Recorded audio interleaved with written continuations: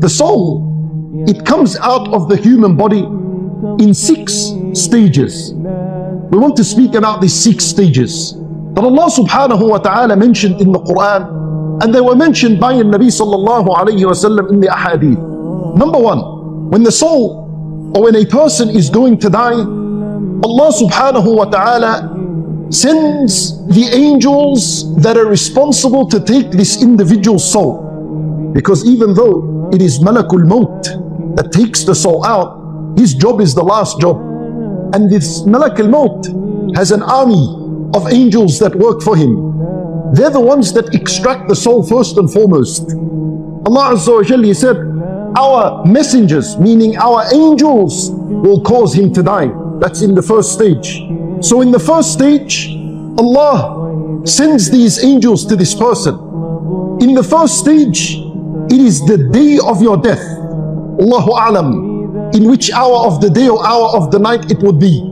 But there is a day of death that is written for each and every single one of us. On that day, exactly as soon as this day enters, the angels are prepared and they're ready and they're coming down. The second stage, these angels have arrived. They're at the body now. The second stage is the collection of the soul from the body. So the angels begin by extracting the soul from the tip of the toes. And as a result, the toes go cold and numb. And the soul is being pulled out upwards. So now it's collected from the foot. And it's collected from the shin. And it's collected from the knees. And a person begins to feel coldness and numbness in his feet. And it rises until it reaches the hips, until it reaches his abdominal area. It comes out from the tips of his fingers until it reaches his arm, his hand. It goes all the way. This is the angel's job. They begin to extract and prepare this soul to come out. And a person senses that something is happening and something is going wrong with his body. That's when all these machines, if he's in the hospital, begin to give abnormal readings. The third stage is the stage in which the soul reaches at-taraqi. Allah Azza wa Jal, He mentions the third stage in Surah Al-Qiyamah. He says, when the soul reaches at-taraqi, which is the collarbone here. So this is the third stage. This is the time in which Allah would say, وَقِيلَ مَنْ رَاقَ. Those around him would say, where's the raqi? Where's the doctor?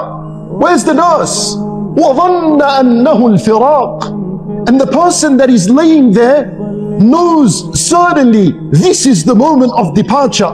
The fourth stage, Allah subhanahu wa ta'ala, He says in Surah Al-Waqi'ah, now the soul has moved from at-taraqi, from the collarbone, and it has pushed up towards al-hulqum, which is the throat.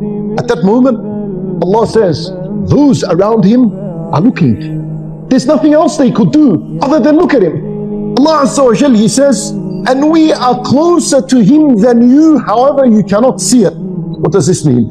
It means that the angels of Allah are closer to him than you, and you cannot see them.